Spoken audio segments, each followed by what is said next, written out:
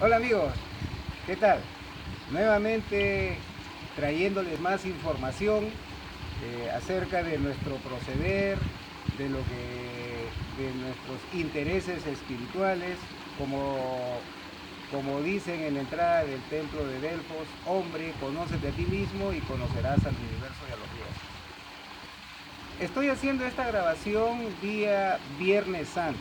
Me hubiera gustado mucho hablar acerca de las 7 iglesias, que es tradición y costumbre de la mayoría visitar a esas 7 iglesias, pero y hablar acerca de eso, ¿no? Pero si yo hablo de ese tema, en realidad no lo van a comprender adecuadamente si es que no hablamos del tema que tenemos que tomar hoy.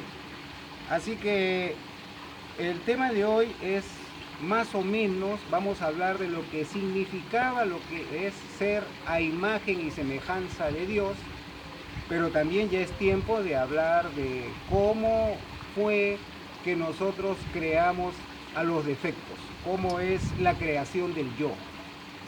Los dos temas están conectados, aunque parezcan que no. Los dos temas están conectados. Así que vamos a empezar con este tema que es fabuloso. Ustedes se habrán dado cuenta de que yo estoy tratando de hacer temas de 15, 16 minutos, pero este tema nos va a tomar un poquitito más de tiempo. Vale la pena. Tómense su espacio, tómense su tiempo, porque vale la pena, vale la pena. Bien, cuando se dice que el hombre fue hecho a imagen y semejanza de Dios, acá tenemos que hacer una salvedad para que uno pueda entender claramente qué significa esto, ¿no? Porque uno cree que que nosotros, así como estamos y así como somos hechos a imagen y semejanza de Dios. Esto es relativamente cierto, porque aquí tengo la Biblia que me va a permitir aclarar este punto. Acá dice, en el Génesis, en la creación, capítulo 1, versículo 26, dice así: entonces dijo Dios, hagamos al hombre a nuestra imagen, conforme a nuestra semejanza, y señoree en los peces del mar, de las aves de los cielos, en las bestias, en toda la tierra y en todo animal que se arrastre sobre la tierra. Y en la 27 dice, y creó Dios al hombre a su imagen de Dios lo creó, varón y hembra los creó. Un momentito, varón y hembra los creó. Y más adelante recién nos habla de Adán, que lo vio solo y que, bueno, pues a partir de ahí ya le sacó la costilla de Adán y salió Eva. Entonces acá no está hablando de que creó al hombre y creó a la mujer, sino que creó al hombre a imagen y semejanza de Dios, que es varón y hembra. O sea, a eso nosotros lo conocemos como hermafroditas, ¿no es cierto? Nosotros éramos en ese entonces hermafroditas. Entonces el hermafrodita tiene la sexualidad de varón y la sexualidad de hembra. Así vivíamos. Así éramos a imagen y semejanza de Dios. Otra cosa, imagen y semejanza de Dios, no estábamos en ese instante, en esos tiempos, no estábamos en la tercera dimensión, todavía seguíamos en la quinta dimensión, ¿ya? O sea, estábamos en astral, en los mundos astrales. Hasta ahí estamos correctos. Entonces, ahora, para poder entender bien todo esto, por qué es que se hizo toda la transformación, es muy simple, ¿no? Tenemos que entender cómo es que nosotros nos alimentamos. Ya hemos hablado de los trajes de bodas y precisamente de ahí es donde vienen las 7 iglesias. Nosotros tenemos que entender cómo es nuestra alimentación, porque nosotros creemos de que para alimentarnos todo tiene que ser por las vitaminas y nada más, y por la boca, y se acabó. No. Entonces, ¿cómo es de que uno se alimenta? Ya hemos conversado acerca de lo que es el absoluto, el Dios total, y cómo es que Él nos acompaña. Entonces, y hemos hablado acerca de que Él se ha transformado en parte en el universo. Entonces, ese universo, ese cosmos, ¿Qué es lo que nos envía a nosotros? Nos envía sus radiaciones, nos envía su energía, nos envía energías etéreas, energías akáshicas, nos envía también por intermedio del sol los rayos solares. Entonces nosotros nos vamos alimentando por intermedio de la piel y por intermedio del aire, va ingresando esa energía. Pero la energía más fuerte que nosotros recibimos acerca del cosmos entra por la glándula pineal. Entonces, a la hora que entra por la glándula pineal, toda esa fuerza entra e ingresa por todo nuestro cuerpo, se transmuta, se transforma, de ahí pasa hacia los vórtices de energía que tenemos en los pies, de ahí se mete a la tierra. Por eso es que los antiguos, la mayoría, sabían y conocían de este tema. Por eso es que no existían los zapatos y andaban descalzos, ¿no? Entonces nosotros nos hemos feminizado en ese aspecto porque necesitamos caminar con zapatos, y no nos damos cuenta que esos zapatos, esa moda, hace de que nosotros no recibamos bien las energías del cosmos y la pasemos directamente al sol que hay a la energía que hay dentro del planeta Tierra.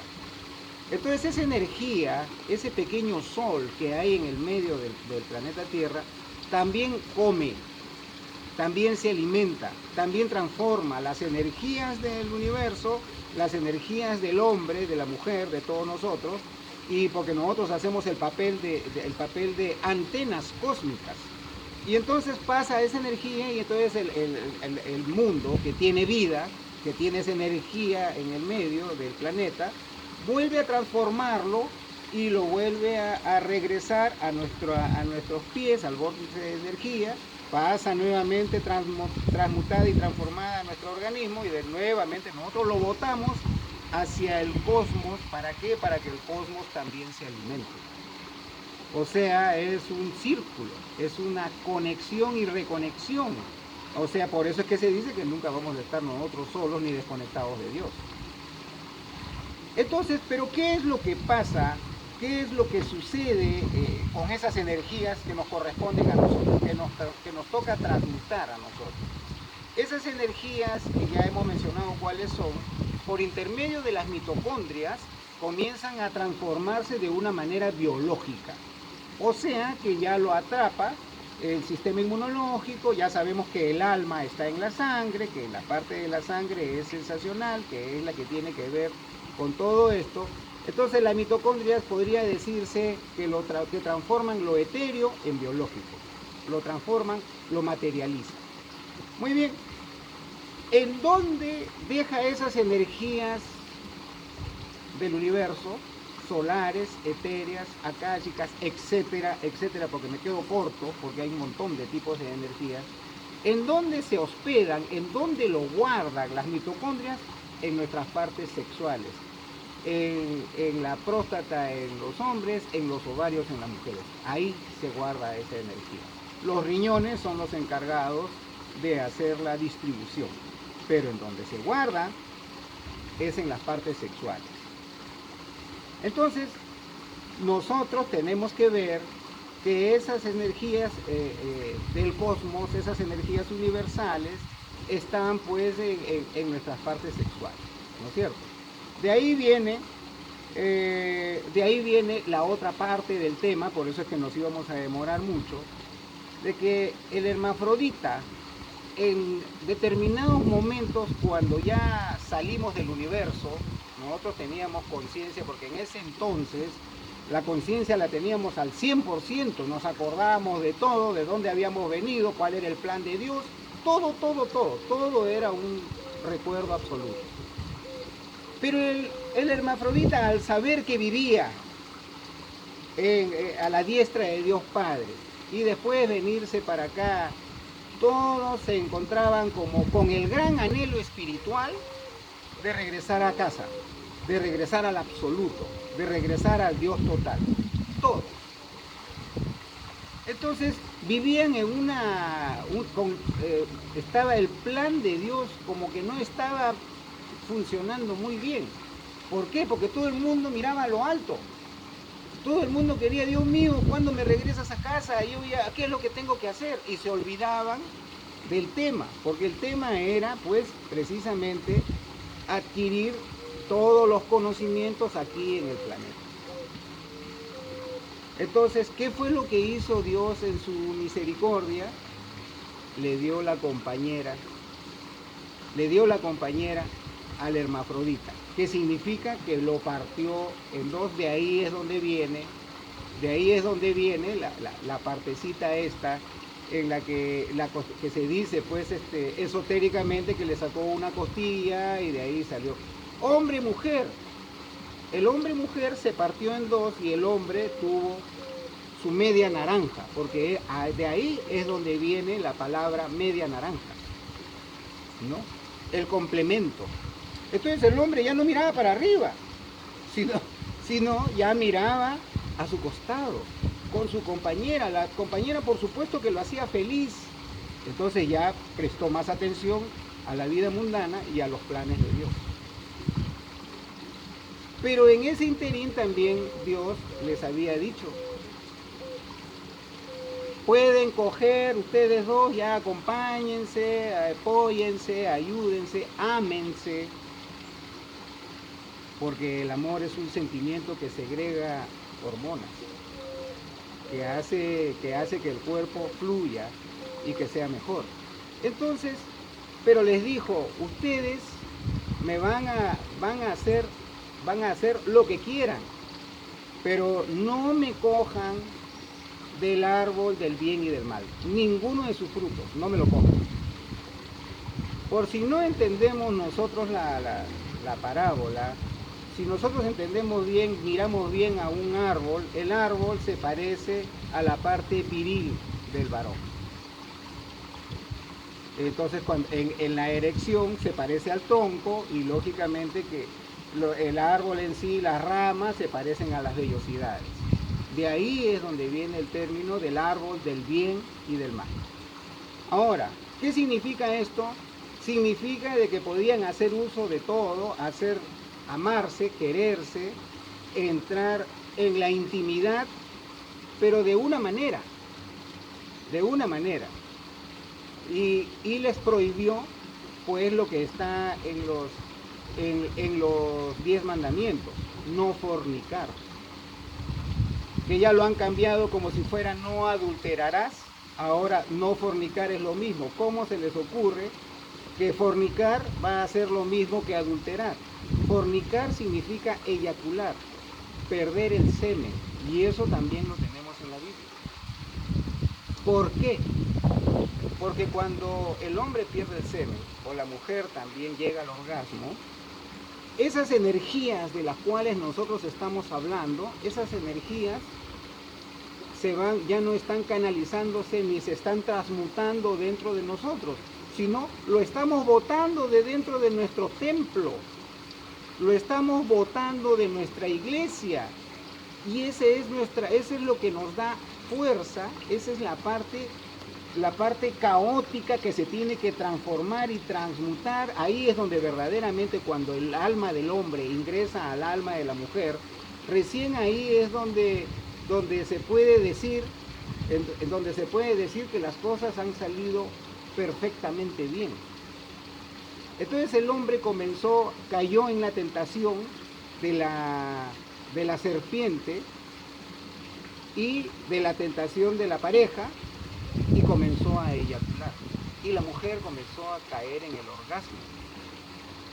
Al hacer esto, ya no había forma de que las vitaminas se transformen en hormonas, ya no había forma de que esas energías pasen y den círculos y den vueltas en nosotros mismos, para que nosotros sigamos manteniendo esa energía pura, hermosa, bella, que es la que nosotros teníamos que como trabajo hacer.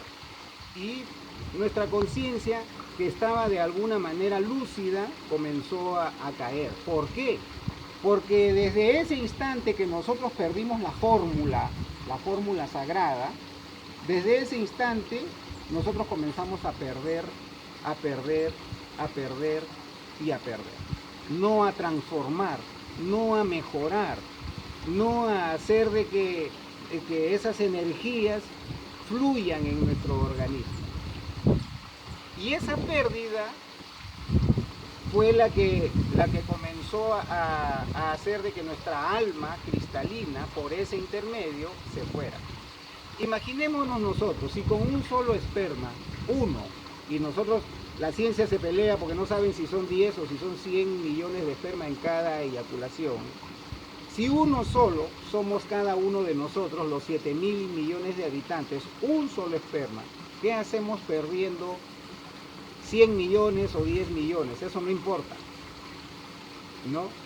Entonces de ahí es donde viene el concepto de lo que es la Inmaculada Concepción.